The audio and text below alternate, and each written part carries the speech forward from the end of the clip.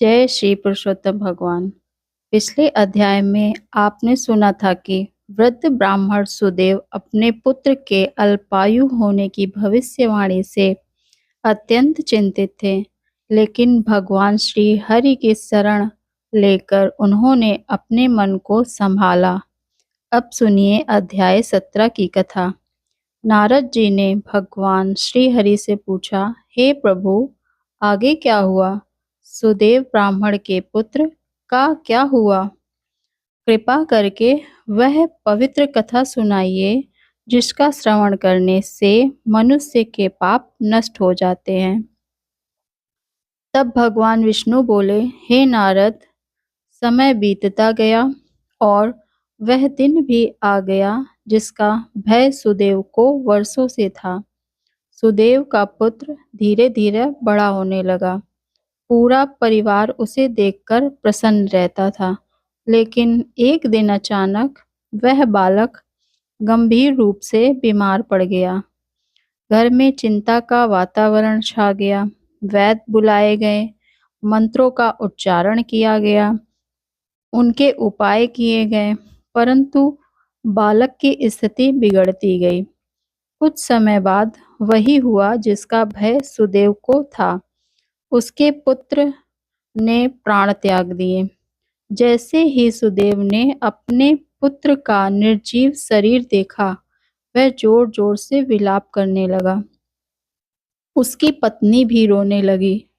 पूरा घर शोक में डूब गया। सुदेव बार बार कहने लगा, हे भगवान, इतने वर्षों बाद पुत्र दिया और अब उसे भी छीन लिया। हे प्रभु, मुझसे ऐसा कौन सा अपराध हुआ था?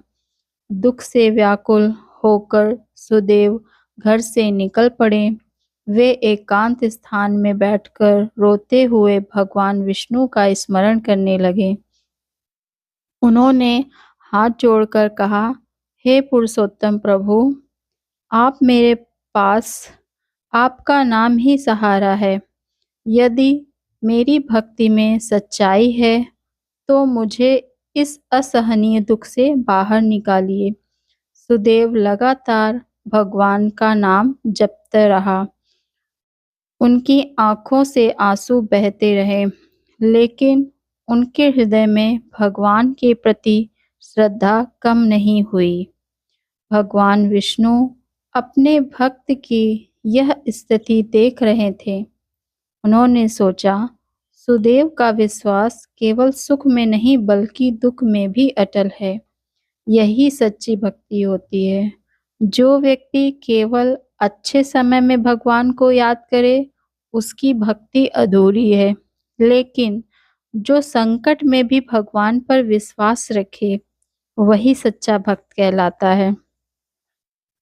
कुछ समय बाद भगवान की कृपा से सुदेव के हृदय में अद्भुत शांति उत्पन्न होने लगी। उन्हें अनुभव हुआ कि संसार में कोई भी संबंध स्थायी नहीं है। शरीर नश्वर है। जो जन्म लेता है उसकी मृत्यु निश्चित है, लेकिन भगवान का नाम और आत्मा अमर है। यह ज्ञान प्राप्त होते ही उनका शोक धीरे धीरे कम होने लगा। भगवान श्री हरि ने नारद जी से कहा, हे नारद, जो मनुष्य पुरुषोत्तम मास में मेरी भक्ति करता है, कथा सुनता है और विश्वास बनाए रखता है, मैं स्वयं उसकी रक्षा करता हूँ, भले ही उसे जीवन में कठिन परीक्षाओं से गुजरना पड़े, लेकिन अंत में उसका कल्याण अवश्य होता है। इस अध्याय से हमें 3 बड़ी बातें सीखने को मिलती हैं। सुख और शांति दोनों भगवान की इच्छा से आते हैं। सच्ची भक्ति वही है जो कठिन समय में भी बनी रहे। पुरुषोत्तम अधिक मास में किया गया भगवान विष्णु का स्मरण मनुष्य को दुख सहने की शक्ति देता है। सुदेव ब्राह्मण के पुत्र वियोग और उनकी भगवान विष्णु में अटल श्रद्धा का वर्णन अध्याय 17 के सार में मिलता है। जो श्रद्धापूर्वक पुरुषोत्तम अधिक मास के अध्याय 17 का श्रवण करता है, उसके जीवन के दुख दूर होते हैं और भगवान विष्णु की कृपा प्राप्त होती है। बोलिए श्री पुरुषोत्तम भगवान की जय। लक्ष्मी नारायण भगवान की जय। श्री हरि विष्णु भगवान की जय। कमेंट में ज़रूर लिखें जय पुरुषोत्तम भगवान की।